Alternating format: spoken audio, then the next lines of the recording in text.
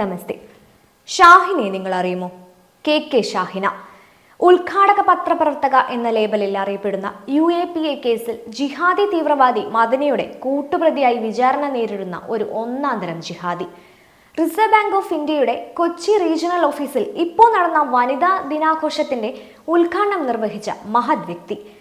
ഇങ്ങനെ ഒരു ജിഹാദി ക്രിമിനൽ പശ്ചാത്തലമുള്ള സ്ത്രീ റിസർവ് ബാങ്കിന്റെ ഒരു പരിപാടിയിൽ പങ്കെടുക്കാനുണ്ടായ സാഹചര്യം എന്തായിരിക്കും? അതും നിലവിളക്ക് കൊടുത്താൽ പറ്റില്ലെന്ന ഷാഹിനയുടെ പ്രശ്നം കേക്ക് മുറിച്ച് ഉദ്ഘാടനം നടത്തി RBI ഉദ്യോഗസ്ഥൻ പരിഗണിച്ചു. ഇത്രയും പ്രാധാന്യം ലഭിക്കാൻ ആരാണിവർ? അറിയണ്ടേ ആരാണെന്ന്? തീവ്രവാദി മദനിയുടെ മനസാക്ഷി സൂക്ഷിപ്പുകാരി. അതിൽ കവിഞ്ഞൊരു മഹത്വം അവർക്കുണ്ടോ?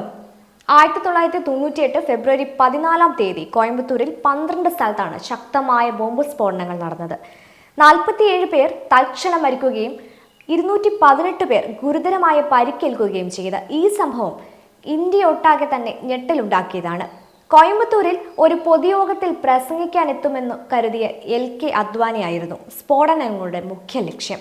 വിമാനം താമസിച്ചതിനാൽ എത്താൻ വൈകിയതുകൊണ്ട് അദ്വാനിയുടെ ജീവൻ രക്ഷപ്പെട്ടു.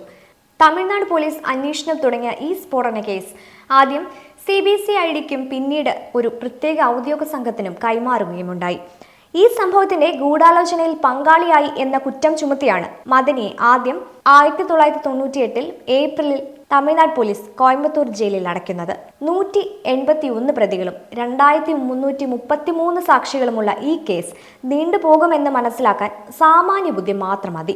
എന്നാൽ ഈ കേസ് പെട്ടെന്ന് തീർക്കാൻ വിചാരണ വേഗത്തിലാക്കാനുള്ള ശ്രമങ്ങളൊന്നും മദനിയുടെ ഭാഗത്തു നിന്നുണ്ടായില്ല. പോലീസ് കുറ്റപത്രം 90 ദിവസത്തിൽ സമർപ്പിക്കാത്തതിനാൽ കോടതി ജാമ്യം അനുവദിച്ചില്ലെങ്കിലും ജാമ്യത്തുക കെട്ടിവെക്കാൻ വിസമ്മതിച്ചതിനാൽ മദനി വീണ്ടും ജയിലിലായി.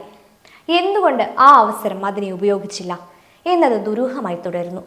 9 വർഷങ്ങൾ അയാൾ ജയിലിൽ കിടന്നു. കൃത്യമായ നിയമ നടപടികളിലൂടെ എത്രയോ നേരത്തെ മദനിക്ക് പുറത്തു വരാമായിരുന്നു. പകരം നീതിപീഠത്തെ വെല്ലുവിളിച്ചും ജയിലിലും പുറത്തും കലാപം സൃഷ്ടിച്ചും ജനങ്ങളെ തെറ്റിദ്ധരിപ്പിച്ചും രക്ഷപ്പെടാമെന്ന് മദനി കരുതിയത് ആരുടെ പിൻബലത്തിലാണ് എന്നത് ഇനിയും പുറത്തു വരാത്ത രഹസ്യമാണ്. മദനി പുറത്തിറങ്ങിയ ശേഷം നന്നായോ എന്ന് ചോദിച്ചാൽ ഇല്ല. 2010 ബാംഗ്ലൂർ ചിന്നസ്വാമി സ്റ്റേഡിയത്തിലും പരിസരത്തുമായി നടന്ന സ്ഫോടനങ്ങളിലും മദനി പ്രതിയായി. മുൻകൂർ ജാമ്യത്തിന് ശ്രമിച്ച ശേഷം കേരളത്തിലെത്തി ഖുറാനും കയ്യിൽ പിടിച്ചു മദനി നിയമത്തെ വെല്ലുവിളിക്കാൻ തുടങ്ങി. ശേഷം മദനിയെ ബാംഗ്ലൂർ പോലീസ് അറസ്റ്റ് ചെയ്തുകൊണ്ട് പോകുമ്പോഴാണ് ഷാഹിനയുടെ എൻട്രി. ഹെൽക്കറുടെ റിപ്പോർട്ടറായ ഷാഹിന ഈ കേസിലെ സാക്ഷികളെ കാണുകയും അഭിമുഖത്തിലൂടെ സ്വാധീനിക്കാൻ ശ്രമിക്കുകയും കേസും വിവാദത്തിലാക്കുകയും ചെയ്തു.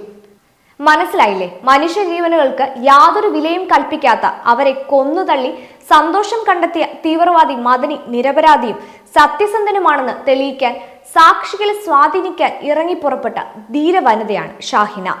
ഷാഹിനമാർ സംരക്ഷിക്കപ്പെടുമ്പോൾ ഇനിയും മദനിമാർ ഉണ്ടാകും. കാപ്പ ചുമത്തപ്പെട്ട ഒരു ജിഹാദി നിർമ്മല സീതാരാമൻ ഭരിക്കുന്ന ഒരു വകുപ്പിൽ എങ്ങനെ എത്തി എന്നുള്ളതിൽ ഉടൻ ഒരന്വേഷണം നടത്തിയേ തീരൂ.